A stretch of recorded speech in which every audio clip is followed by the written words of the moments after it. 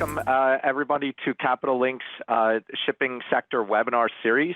I am Ken Hoexter, B of A, Bank of America Securities, Air Freight and Surface Transportation and Shipping or Marine Transportation Analyst.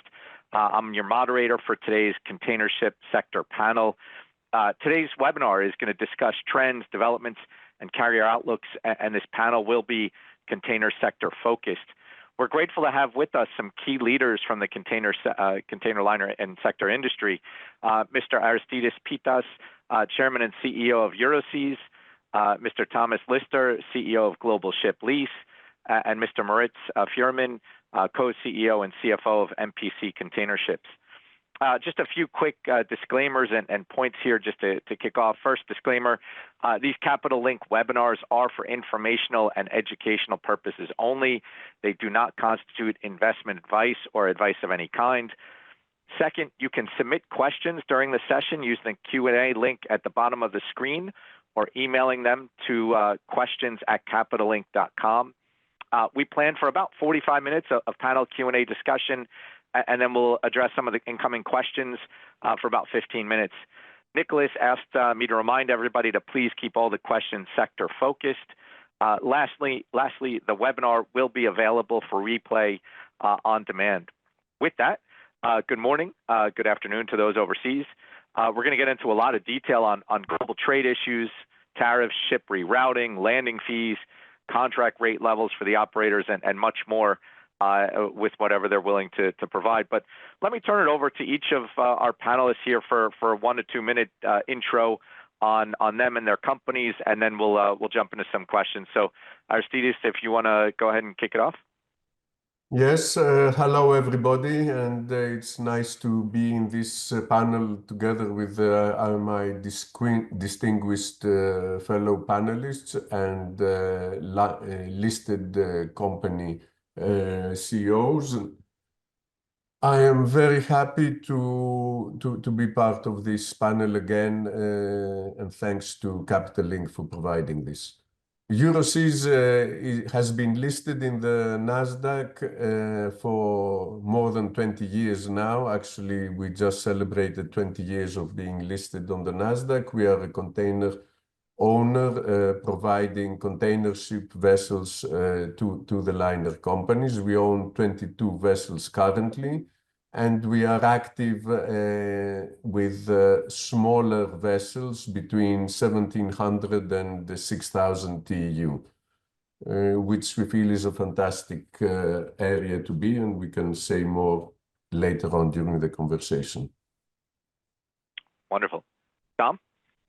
Sure. Hi, everyone. And likewise, many thanks to Capital Link for setting this up and having me on. So Global Ship Lease, rather like Euroseas, is a lessor and owner of container ships. So we provide container ships to the shipping lines themselves.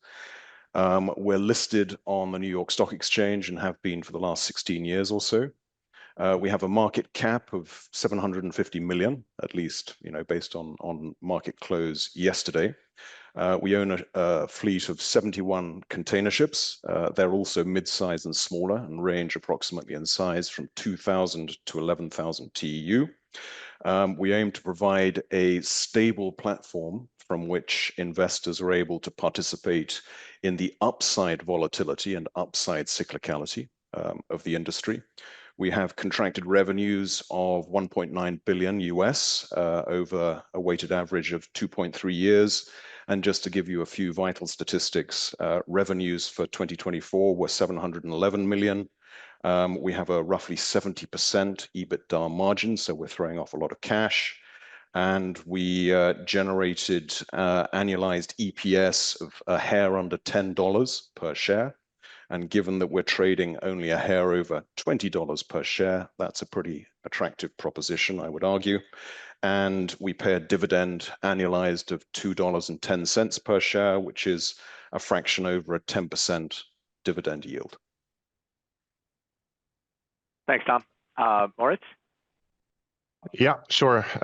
Thanks, Ken, and also from my side, good morning and good afternoon, everyone. I represent MPC Container Ships, which in this group is the youngest company. We've been established in 2017, listed on the Oslo Stock Exchange. And I can only echo Aristides by saying that 1,700 to 6,000 TEU is a fantastic segment to be in, which is also the focus of MPCC. So we're exclusively focused on the feeder segment. We are, from a number of vessels perspective, are the largest tonnage provider in that segment, which with around 60 ships.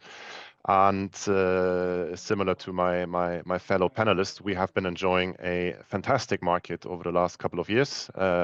Also, especially last year, thanks to some of the macroeconomic and global disruptions that we will certainly spend some time on during the discussion today. And so we've been pretty much focused the last 12 months to lock in as much revenue backlog as possible. So obviously trying to lock in the long-term charters. Given the focus on the slightly smaller vessels relative to GSL, for example, our backlog only stands at $1.1 billion, which I still think is a fantastic figure. And we have also been laser focused the last 3 years or 2.5, 3 years on rebuilding the fleet, divesting some of the older ships and reinvesting the liquidity that we have generated from vessel sales, but also from the operations and the financing activities into more modern, younger vessels, more efficient, also new builds, which also goes then hand in hand with the part of our ESG strategy. Maybe also a topic that we can talk about, the ever increasing regulatory pressure coming from the outside and being imposed on us also as tonnage providers. Great. Thanks, guys. I really appreciate the quick run-throughs. Aristides, if I can kind of jump in with you, and I'm going to ask a little bit of a long setup question here, just because we did talk to the Port of LA earlier this week in a conference call, and using it as the basis for kind of U.S. imports, right, which the West Coast ports, right, about a third to 40% of all volumes go through the port. It looks like volumes had been running about 900,000 TEUs per month from July all the way to this January. Fell down to about 800,000 February, March. Looks like April's going to be down to 700,000. And now, just based on some of the things we're hearing about the pre-bookings, looks like it's going to fall sub 700,000 TEUs. How should we think about trade volumes last year and into the tariff impact on global trade and into the U.S.? Any way to set the stage for us as we get into this discussion? Yes, thank you, Ken. Let me try and pin this on a global insight, because shipping is a global business. The US is an important part on container trade, but obviously what happens globally affects this business. And let me backtrack a little bit and say that according to Clarkson's, in 2021, when we had the COVID breakthrough having started, we saw a very significant trade growth in containerized trade. We saw a global 6.6% increase in containerized trade, and that had to do with the COVID and the demand for finished goods globally, since people could not spend in going out and enjoying themselves or on holidays. So 2021 was a great year for trade. 2022 and 2023 were very poor years for trade. And only last year in 2024, we saw a very significant restocking again, and the world starting to take in more goods globally. And we had nearly 6% of trade growth during 2024, which was very good. But as you said, and as we see already in the States, the numbers have been going down in the States and globally during the last 4 or 5 months after the election of Trump and the uncertainty that this has created. So indeed, trade into the US, but trade elsewhere as well, is showing some signs of weakness, not particular weakness. I don't think we are seeing panic, but people are trying to play around the tariff idea and see when to import things and what to import. And I think really looking forward, it's very difficult to make a prediction of what is going to happen. Very short term, and because currently Mr. Trump is saying that for 3 months he will be negotiating, we all expected trade to drop, but now that he's negotiating, people might take the opportunity to restock quickly before any tariffs really apply. So we have to see what happens. I think that short term, we will not see this drop that you suggest, less than 700,000 TEUs into the US in the next couple of months. I think we will see a slight push on that. And what happens afterward will really depend on the tariffs and the deglobalization question that is being asked here. Because what we see in this, globally is this protectionism by the US, but also by other countries, everybody worrying that somebody else will not deliver. And that might cause deglobalization, less trade, things which are not good for us. I generally believe that market dynamics and the economy is really what drives the world. And it always makes economic sense to produce where you can produce cheaper and transport, because transport costs are very low. I think this policy will win going forward, but we will have a lot of turmoil during the next year. I'm trying to set the stage, Ken, that's it. Yeah, no, it's fine. I was more at, I understand the stage, but it just looks like we're in for this air pocket. And I wanted to see if you were seeing it to the extent that it seems like at least we're seeing the daily kind of numbers starting to look at. I was thinking more near term, because we'll definitely get big term talk, supply, demand in the marketplace, and everything else. But I know there's a lot of questions on the tariff impact. So, Tom, with that, let me jump over to you. I know you're a lessor. We talked about the vessels, but your ships are used for global trade. Maybe talk a little bit about the tariff impact on trade. And I'm talking obviously from a U.S. perspective here in this discussion. But how are you seeing vessel demand in the market? Are you seeing any residual impact at this point? Are we seeing parking of vessels? I know we're hearing a lot of blank sailings are coming up over the next few months. I know that doesn't impact you directly as yours are long-term leased, but what do you think that is impact on the market there with that sharp of an impact? Sure. Well, I'll try to address those questions, but also pick up on a few of the points that Aristides was making. So maybe just to sort of add some context for the discussion. If you look at global containerized trade, because clearly the prime focus of your question is on the dynamic between the US and China and the impact of those tariffs. So just for those who are perhaps not quite as familiar, US tariffs on China are 145%. China tariffs on imports from the US are now 125%. In terms of US containerized imports as a share of global containerized trade, we're talking about 13%, which is perhaps a number which is slightly smaller than many listeners might expect. But of that 13%, roughly 40% is coming from China. So the imposition of such swinging tariffs on effectively 40% of the containerized trade flowing into the US is going to have a big impact.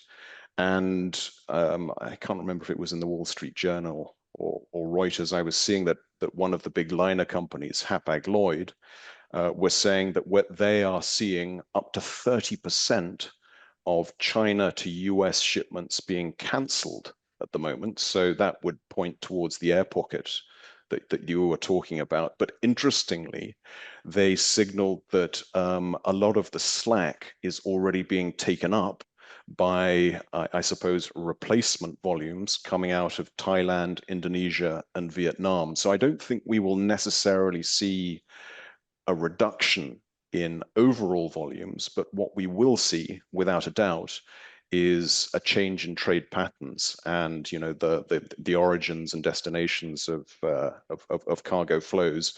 And what that tends to mean is that the liner companies themselves need additional capacity because the supply chains are becoming more diffuse and more complex. And if you have more complexity, you need more capacity. So that could, ironically, be a stimulus for the likes of Global Ship Lease, Euroseas, and MPC, providers of that capacity into the space.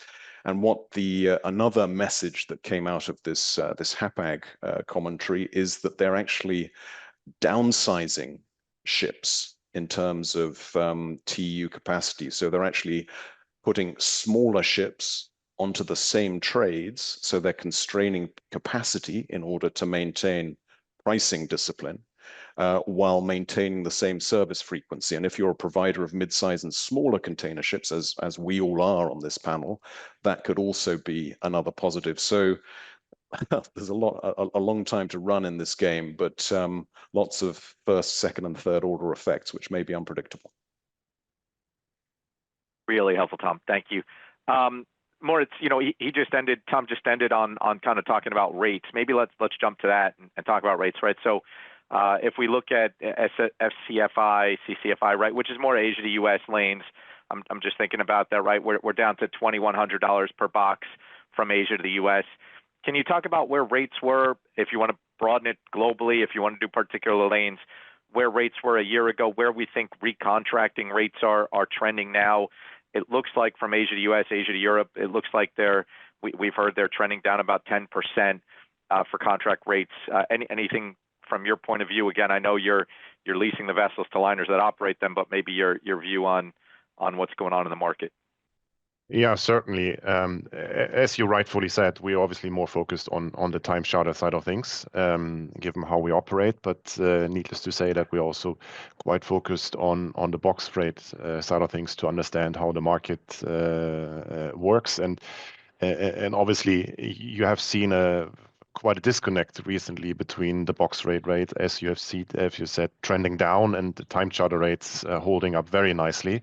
But on the question, where were we some time ago? I think it was roughly 13, 14 months ago, when, thanks to the Houthi rebel attacks in the Red Sea and the subsequent diversion of vessels around the Cape of Good Hope, you have seen the pretty strong increase both on the box rate side, but also on the time charter rate side. So, you know, putting things into perspective and relatively speaking to that time period more than a year ago, you know, looking at current box rate rates, we are probably in line with like 15 months ago, maybe a bit down, but time charter rates are actually 50, 60, 70, 80% up, depending on sort of what size bracket you focus. So it's a very strange market dynamic. And I think, you know, taking a step back and also taking one of the points up from Tom he just made, I mean, where he was trying to, I think, convey the message, yes, there's massive tariffs flying around, and hopefully there will be a big deal by Mr. Trump with China in the foreseeable future. But I think we need to distinguish between sort of sentiment-driven rate development and fundamental rate development. And we have seen, and it's not the first time, we've seen it in 18, 19, so when Trump was at power the first time and when he imposed the tariffs on China, we have seen, I would say, a sentiment-driven dent in the charter rate development. But fundamentally speaking, there was not this huge disruption and cargo was suddenly disappearing.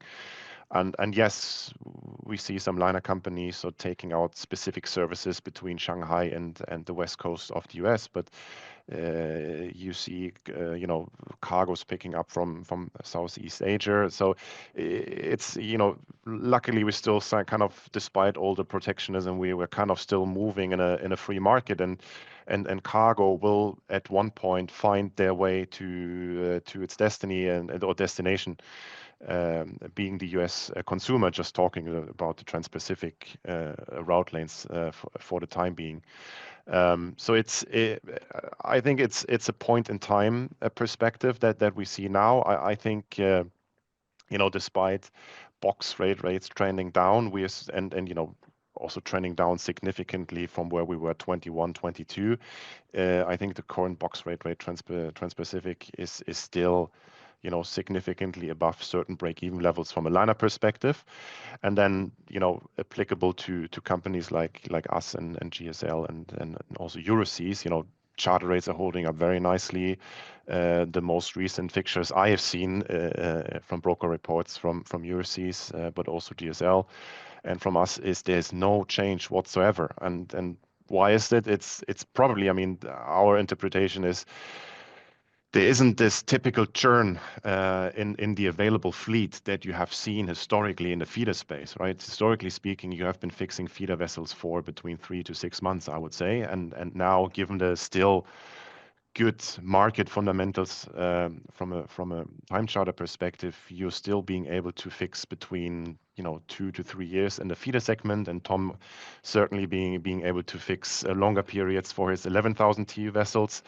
And you know, given the duration of the time charters you're fixing, there's naturally a scarcity in the market for available tonnage. And you have a particular liner company that is still buying left, right, and center tonnage. So there's a scarcity, which in our view helps, you know, keeping time charter rates level where they are. So basically going sideways, both from a rate level, but also from a duration perspective. I definitely want to get on the. Sorry, I was just going to see if I could jump on some of those remarks from Moritz, because, I mean, unsurprisingly, we're seeing exactly the phenomenon that Moritz has just described. So there is this dislocation between charter rates and freight rates.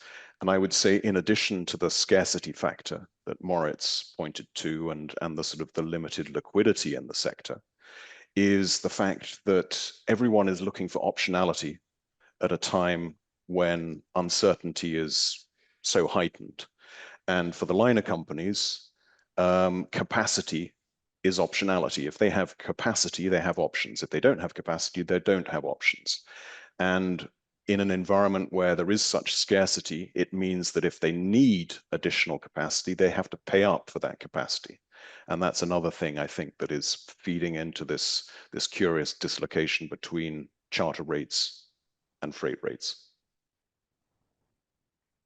Well, I was going to say I wanted to stick on the current market first and then get to the dislocation, but I guess you've already answered the dislocation question. So Aristides, I want to kind of stick with this. You mentioned kind of some volumes. I want to think about just this again. I've only got a couple more questions on the near term, but if we think about what's going on now, and I asked you before about the flow of freight, and you thought it wasn't going to pull back that much.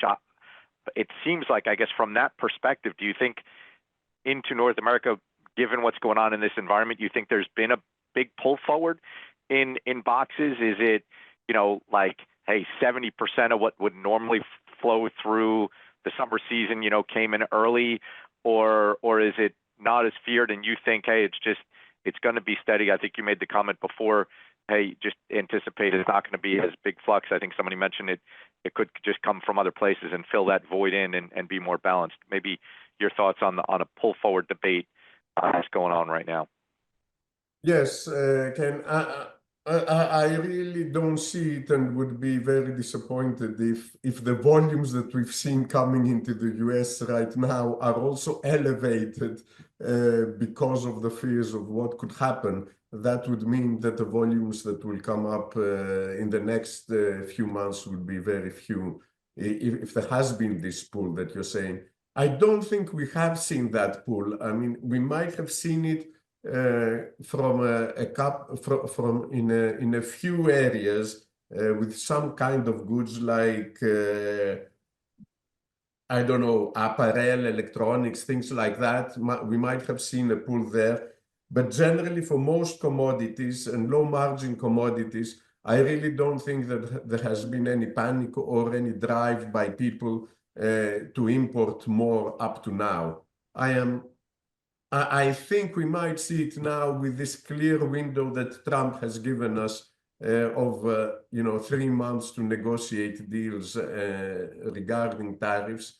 that now that people might feel a little bit more comfortable that there will be this optional period, will try to import a bit more. But I really don't see this pull having transpired. And if I don't know if you have data that shows that, but really, if 700,000 TEU coming into the US is pulling ahead, it's really disappointing. I don't think it is. I think volumes will stay definitely above 700,000 and increase further within the next couple of months. And because I think that, the policy of the US, we know how it is. I go aggressively and say, impose tariffs but then negotiate into a deal which is much softer.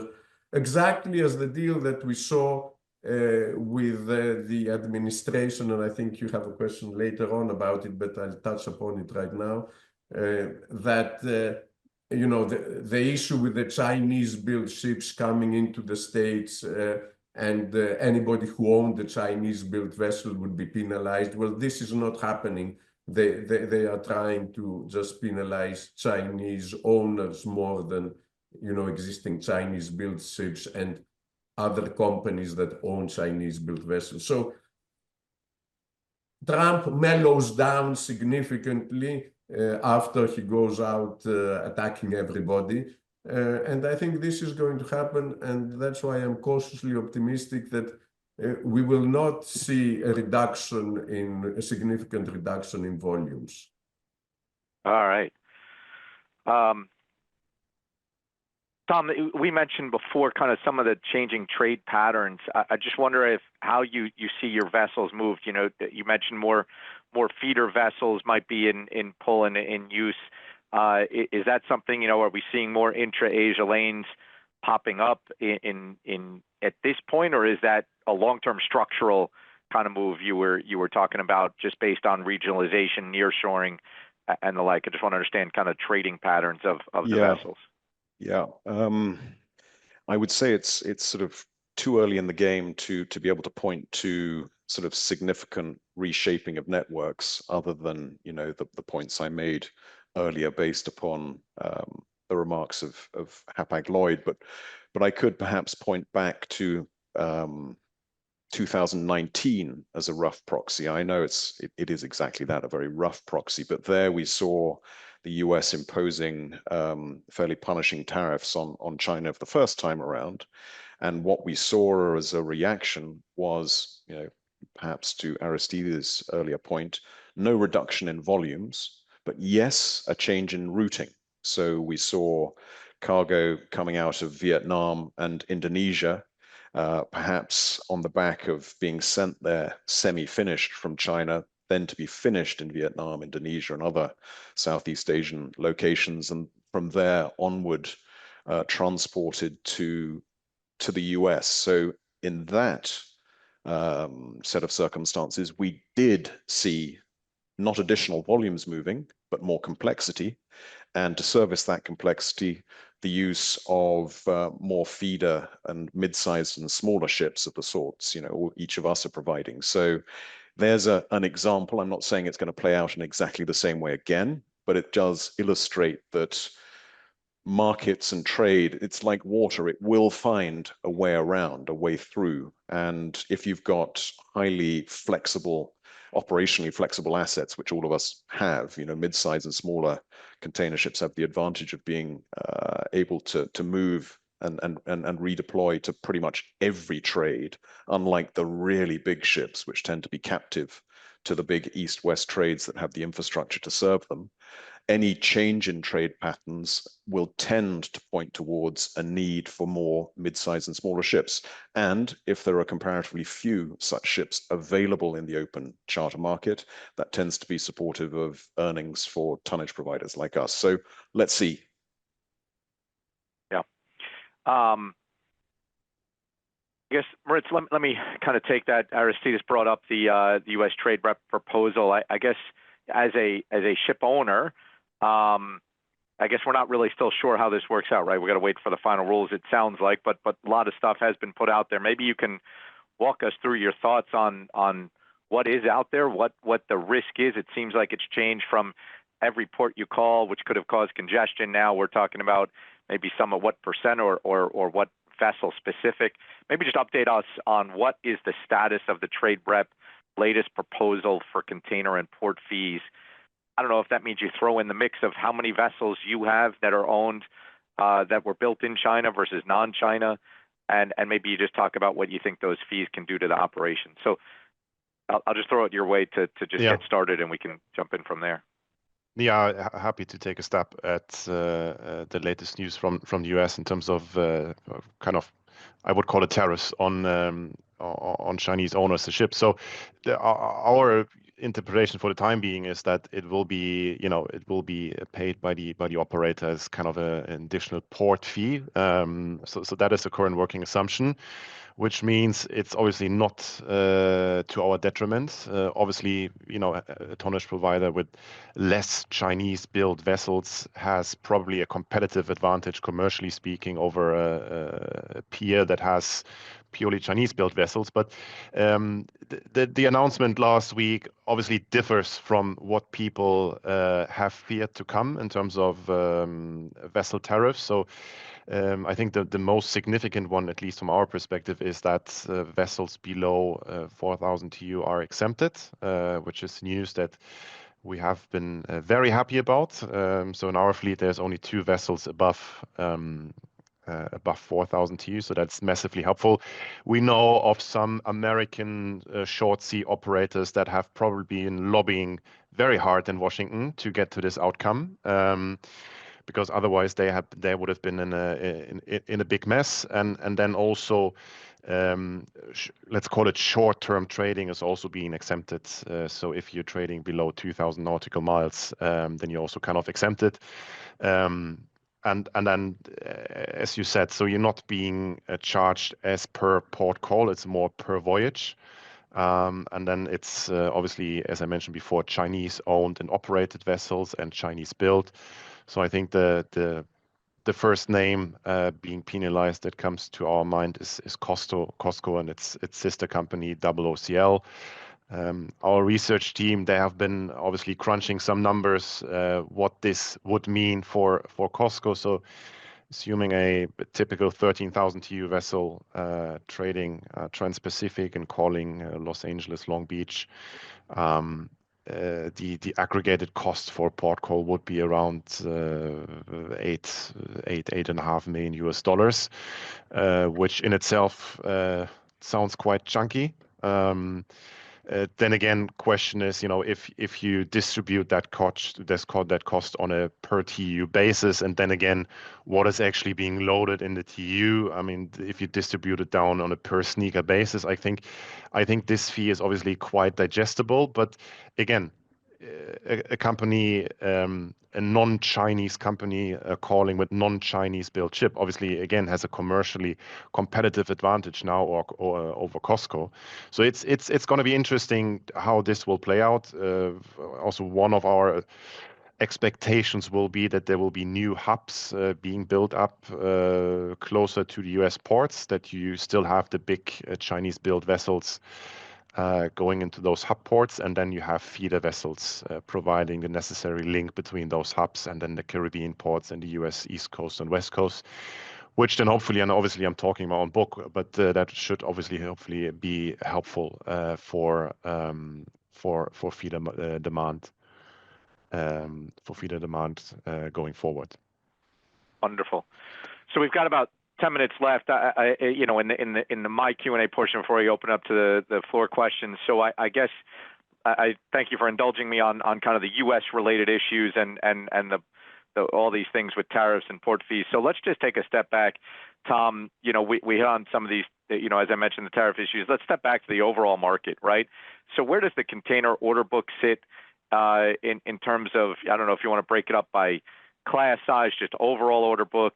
You can do it by scale, however you want to divide the market up, over 20,000 TEUs, 10 to 20 small vessels, or just overall. Sure. Well, first of all, you're absolutely right to ask that it be broken up. I think it's a mistake to see either the existing fleet or the order book as a homogeneous whole. You have to absolutely look at it by size category. So if you look at the overall order book, it's roughly a 28% order book to fleet ratio. But that order book is very heavily weighted towards the big ships, by which I mean ships of over 10,000 TEU and frankly, ships over 13 or 16,000 TEU. So a very heavy weighting there. And if you then zero in on the sub 10,000 TEU order book, which is really the segment in which all of us play, it's between 10 and 11%, so far more digestible. And then if you layer in the fact that the sub 10,000 TEU existing fleet is aging, because there hasn't been a lot of capital flowing into that space for years, really now. So you're looking at a sub 10,000 TEU fleet, which has a median age of roughly 17 or 18 years. If you were to perform the exercise of scrapping out or netting out any ship that hits 25 years or older between now and the end of 2028, you'd actually see the overall fleet on a net basis, taking in the vessels that are being delivered out of the order book, netting out the overage vessels, you'd actually see the fleet shrink by roughly 6.5% over that period of time.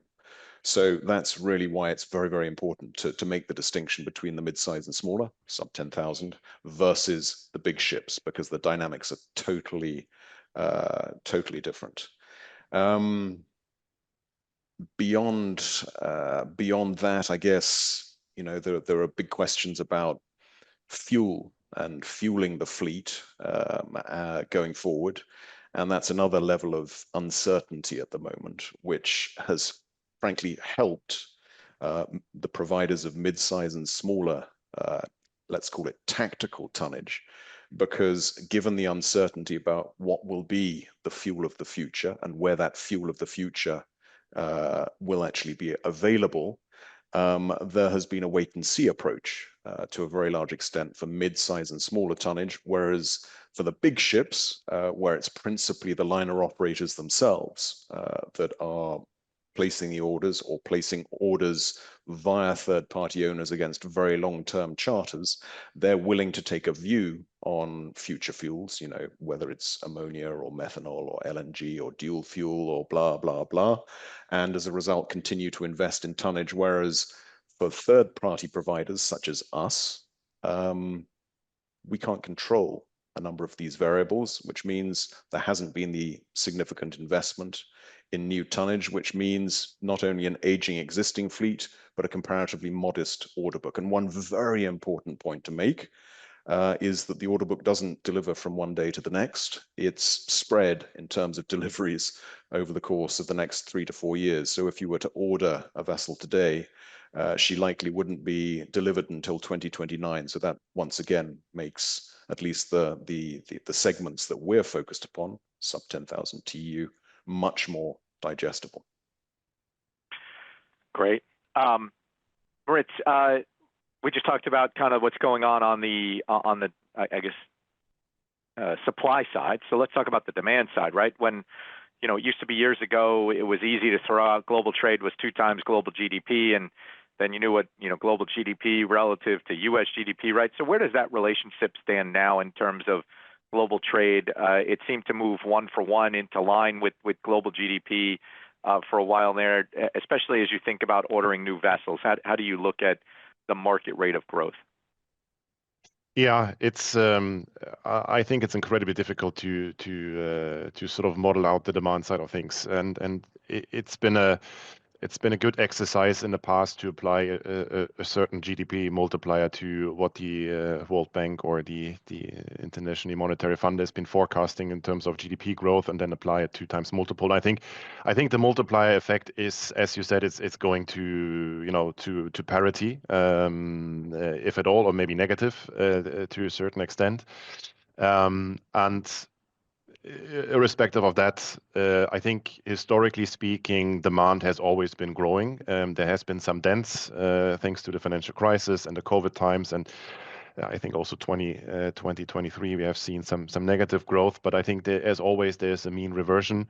So long-term speaking, the demand side will grow. And I think the big, the big factor which is then impacting, as always, the shipping market is the supply side of things. As Thomas just pointed out, there's a tendency in shipping to heavily overbuild and then, muddle through the consequences, as we've seen in the past. I think this time around dynamics are a bit different for the reasons mentioned by Tom. So I think, supply side, fundamentally speaking, the feeder segment is actually quite interesting. But demand side of things, irrespective of the tariffs that are being imposed by the US government and also equally by the Chinese government, expectation is there was hopefully a deal in the foreseeable future. So that sort of wild card is being deleted, and that we see, and I think the forecast by the typical brokers for GDP growth, but also for container shipping demand growth is around 3 to 2%. And then obviously we're still benefiting from the Red Sea wildcard, which at least based on our numbers is adding an additional 11-12% artificial demand, I should say, to the market, which at some point it will be resolved. The jury is still out when this will happen.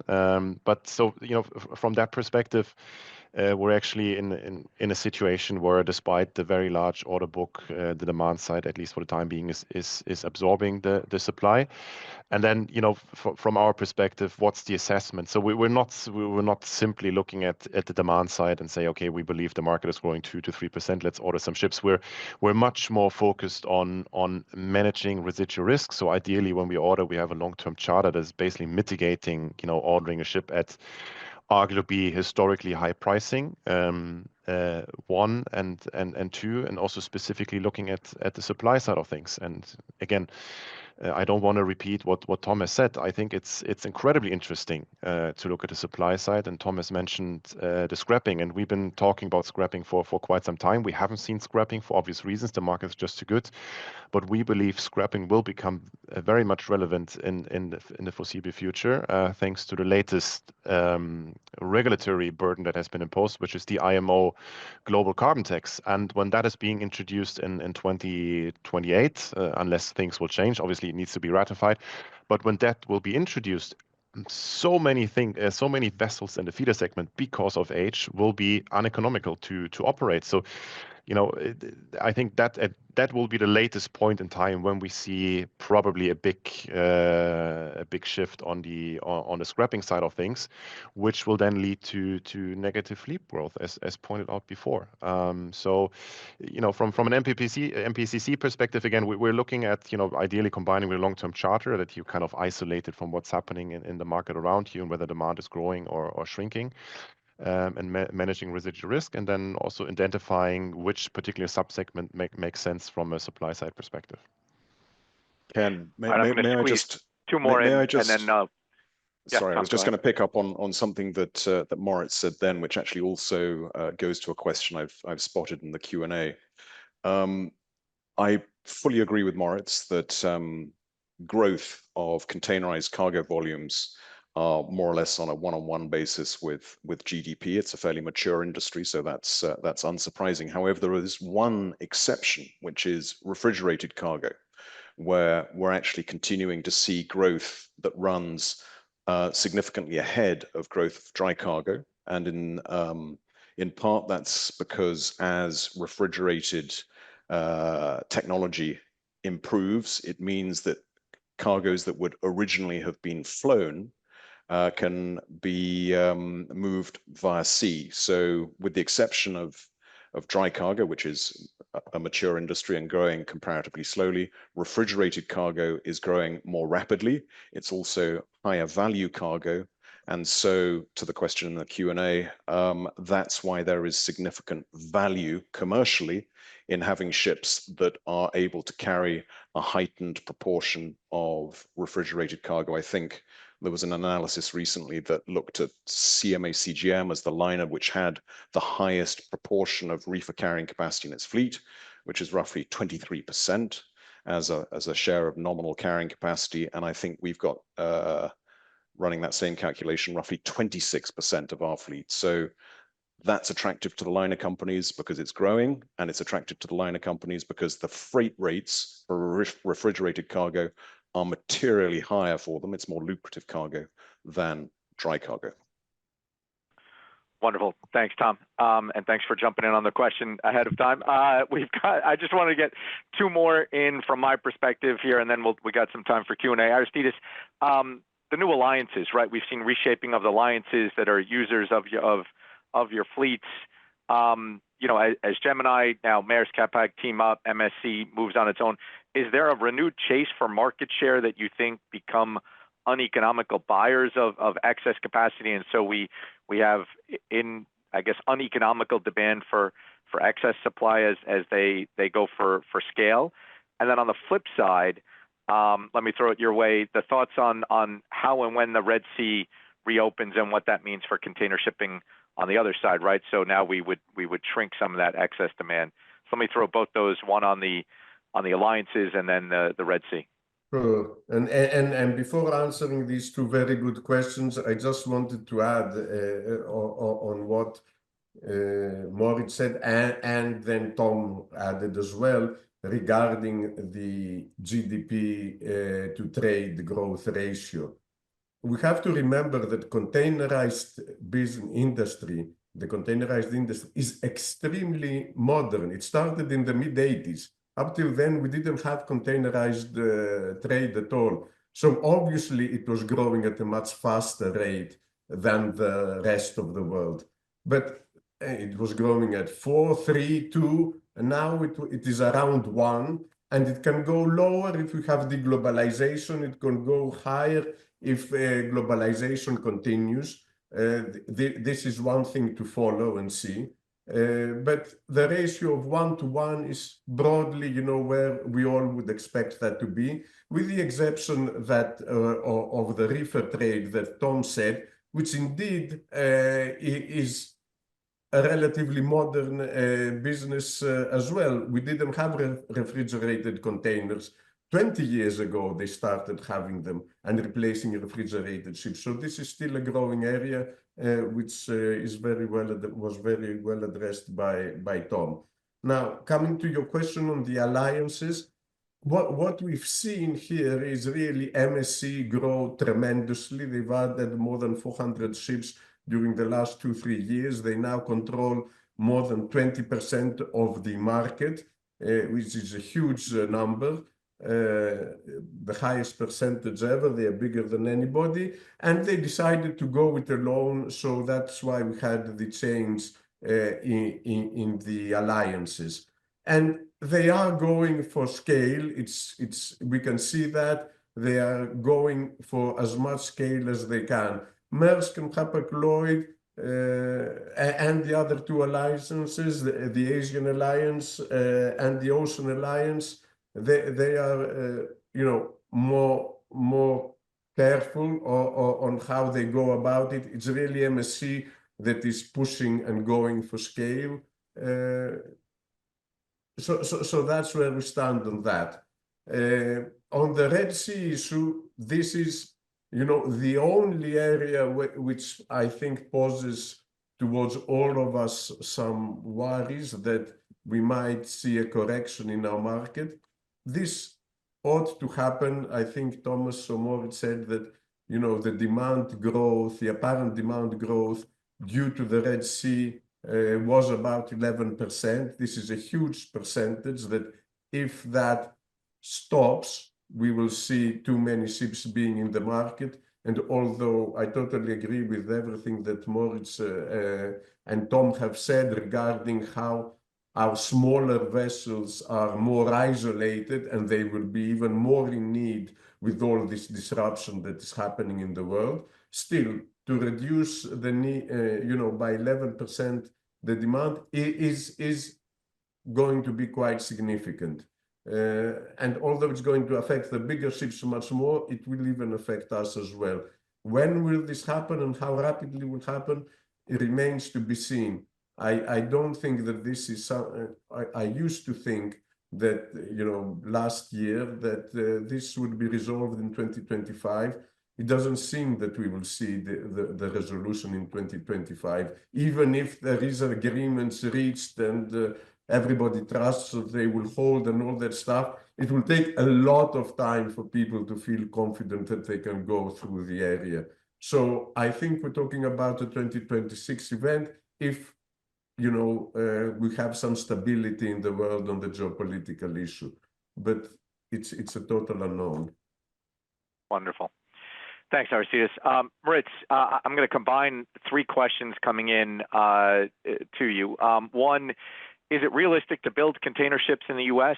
How much do you think? If so, what kind of premium would we be talking relative to Korea, China, Japan? Two, the kind of follow-up to that is what % of your ships are constructed in China? What % of the total order book is being constructed in China? So three questions, but all thrown your way. Yeah, perfect. And being mindful of the time, I will try to be brief. So the shipyard question, U.S. shipyard capacity, I think technically yes, economically no. I think the answer is very simple. There's a good reference point in the market. I think Matson, they have ordered a couple of years ago 3,500 TEU vessels for, I think it was 350 million, more or less, give or take. So that premium applied to a similar ship being built in Korea and China, you talk about 450% premium. So and then also, so it's just the sheer cost, because labor cost obviously is higher and welding and steel, etc. But I think also the lead time. I think efficiency-wise, U.S. shipyards will not be able to provide the same efficiency as Far Eastern shipyards. So ordering a ship, the lead time will not be 2 to 3 years, will probably 5 years. Interestingly, you have the former DU taking over a Philly shipyard. You have a few other sort of reaching out into the U.S. shipbuilding industry from Korea to see whether there's joint ventures to be established. What it will mean, jury is still out. Maybe there's a way to circumvent some of the regulation by building some of the steel in the Far East and then ship over to the U.S. and do the final welding in the U.S. shipyard, and maybe doing that and still being compliant with the regulation and the laws, you can sort of reduce the cost significantly and also reduce the lead time. So maybe that's the way that we might see going forward. But I still don't think in terms of output of vessels, the US will not be able whatsoever to replace a meaningful capacity that is still in China and Korea and also Japan to a certain extent. Our fleet is, I would say, luckily, we have less than 40% of our vessels being built in China. The rest is built Korea, Germany, and Taiwan. And from a global capacity, to be honest, admittedly, I don't have the figures on top of my head. Maybe Tom or Aristides have them. But the lion's share of container vessels is being built in China, and distinguishing between the large vessels and the small vessels. So the feeder vessels are almost exclusively built in China. Euroseas, they have some vessels from Korea, and also recently Capital has been ordering some vessels. Japan has a very small chunk, and then larger vessels, I think it's more equally split between the big yards in Korea and also China. So also from that perspective, it will be very hard for the US shipbuilding industry to replace economically viable meaningful capacity that currently sits in China and Korea. Yeah, I have the data that Ken. Tom, sorry, let Aristides jump in. I think he's got something. Oh, sorry. Sorry. Go on. No, I was just going to say that I think the only way that the US can revive their economy, their shipbuilding capacity, is if they subsidize it. I mean, they might take the fees that they make from the ships that come into the US and say, we'll use all that to subsidize our shipyards. They have to do stuff like that in order to compete, because there's no way they can compete within the next 10 years with the efficient yards of the Far East. Absolutely no. And just to answer, yes, we have 3 out of our 22 ships being built in China, so that's less than 15% of our fleet. Go ahead, Tom. Yes, I'm a data nerd, so I've got some data points that Moritz was reaching for. So if you look at the existing fleet on the water today, 28% is built in China. If you look at the order book, global order book, 71% is being built in China. So it's no small task to try to substitute. And as far as the GSL fleet is concerned, we have a total of 10 ships that are Chinese built, but of those, 6 are under 4,000 TEU, so they fall outside the USTR levy, at least as currently structured. So we've got 4 Chinese/USTR compatible ships, and of those, none are calling in the US. It's a great rundown. Thanks, Tom. So maybe I want to come back, Moritz. Let me come back to you again. Somebody just a question was just trying to put together the fact that volumes are falling. You know, as I opened the call with, right, in terms of what's booked from Asia to the U.S. And the questioner was just asking, is that being fully replaced by trade from Vietnam, Thailand to the U.S.? Was that the perspective from the panelists, that it's a reallocation of trade, at least in the near term? They're just trying to understand kind of the perspective of what's going on global trade. Yeah, I would say near-term wise, there will probably not a one-for-one replacement of Chinese cargo just being rerouted through other countries that haven't been imposed with such strong tariffs, because also other countries have tariffs, and there will certainly be cargo that is being cancelled of, you know, shipping costs or importing costs, not shipping, but importing costs being too high.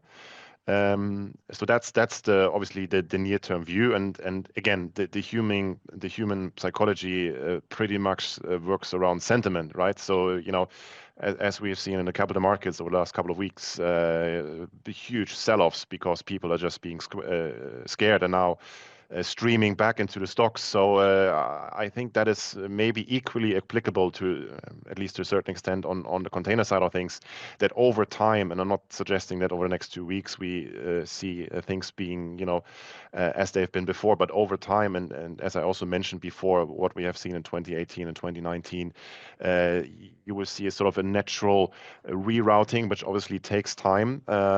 So to answer the question, I think near-term wise, there will not be a one-for-one replacement, but over time, and as I said, demand is growing, there will be solutions and free market and cargo moving around will find its destination. So long-term speaking, I don't see a massive reduction in the imports into US out of Asia. We've reached our time, but I'm going to do 2 more questions. Moritz, I'm not going to let you off the hook that easy. I've got a follow-up there. This one is best regards to my friend and longtime ago Aristides, but also to my fellow Lehigh graduate, Ken. Thank you, whoever wrote the question. But so they echo your sentiment, Moritz, in terms of maybe an overreaction. We're starting to see that pause. The question is, does that set the stage for a significant second half rebound in order to keep the balance? Do you think that's kind of what stage we're setting here in terms of the question?